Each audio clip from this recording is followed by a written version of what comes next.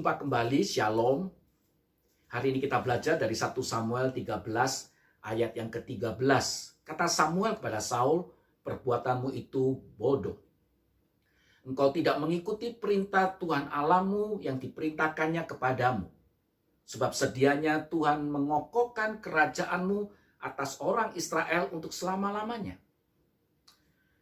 4 Agustus yang lalu dunia dihentakkan oleh sebuah ledakan yang telah meluluhlantakkan sebagian besar kota Beirut, Lebanon. 168 orang meninggal, 7.000 orang dirawat. Kisah ini berawal dari kapal berbendera Moldova yang berlabuh di kota Beirut dari perjalanan dari Georgia menuju ke Moldova yang memuat 2.750 ton amonium nitrat pada tanggal 20 November 2013. Karena kesalahan teknis, maka otoritas pelabuhan melarang mereka untuk melanjutkan perjalanan mereka. Nah, 2 minggu lalu sebelum peristiwa ledakan terjadi, pejabat senior keamanan sudah memberikan surat peringatan akan bahaya bahan ini kepada Presiden Michel Aoun dan kepada Perdana Menteri Hassan Diab. Tetapi karena pengabaian atas surat peringatan dari pejabat senior keamanan Lebanon ini berakibat fatal. Akhirnya mereka saling melempar tanggung jawab. Beberapa orang mengatakan tidak telah tahan lagi dengan pengabaian, pencurian, kebohongan yang sudah bertahun-tahun terjadi dalam pemerintahan Lebanon. Media lain menyebutkan kelalaian ini adalah kelalaian yang paling parah. Hal penting telah disampaikan namun dianggap angin lalu saja. Pengabaian ini berdampak sangat fatal dan luas terjadi hampir di seluruh kota Beirut, bahkan dalam pemerintahan Lebanon. Sehingga sejumlah duta besar dan menteri mengundurkan diri. Pun Perdana Menteri Hassan Diab turut mengundurkan diri. Kesalahan kecil berakibat fatal. Hal itu juga terjadi pada Saul. Saul sebenarnya bukan siapa-siapa. Oleh karena anugerah kepercayaan dari Tuhan, ia terpilih menjadi seorang raja bagi bangsa Israel. Awalnya dalam pemerintahan dia yang masih mencari dan mengandalkan Tuhan. Segalanya nampak berjalan baik dan sempurna. Namun awal yang baik tidak cukup. Ia telah menjadi bodoh, dikatakan oleh Samuel, karena ketidaksabarannya menunggu Samuel mempersembahkan korban. Dalam ayat 9 dikatakan, sebab Saul berkata, bawalah kepadaku korban bakaran dan korban selamatan itu.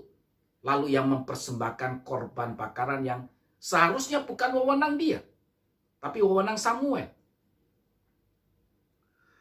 Selain itu, ketidaktaatan dan ketidaksetiaan dan hati yang tidak mau dengar-dengar atas teguran Tuhan melalui Samuel menjadi sebuah kesalahan yang terjadi pada Saul. Belum lagi ia mencari kehendak dirinya kepada arwah dan itu telah menenggelamkan dirinya. Ia bukannya mencari kehendak Tuhan, tetapi ia mencari kehendak dari Allah lain. Satu langkah menentukan langkah berikutnya. Sekali melangkah salah, tak jarang akan memimpin kepada kesalahan berikutnya. Dan itu yang terjadi pada Saul. Jemaat yang dikasihi Tuhan Yesus, mari ketika kita melakukan kesalahan, kita mawas diri, sadar, dan bertobat. Semakin kita menjauh daripada Tuhan, dan semakin kita menghindar daripada rencana Tuhan, akan semakin banyak waktu yang terbuang sia-sia. Bukan hanya waktu yang terbuang sia-sia, hidup pun menjadi sia-sia.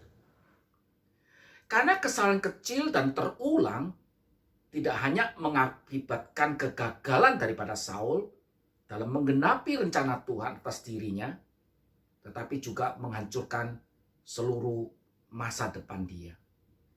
Seorang yang mengawali kehidupannya dengan baik tidak menjamin akhir hidup dia baik jikalau ia tidak bersandar dan berjalan senantiasa bersama dengan Tuhan.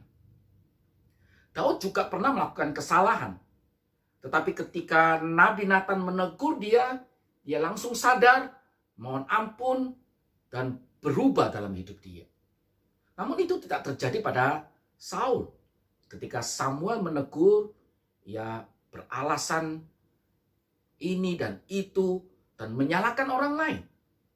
Sehingga tongkat kerajaan diambil dari dirinya dan keturunannya.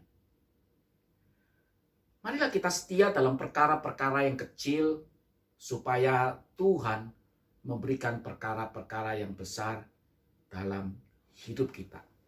Tuhan Yesus memberkati seluruh perjalanan hidup kita.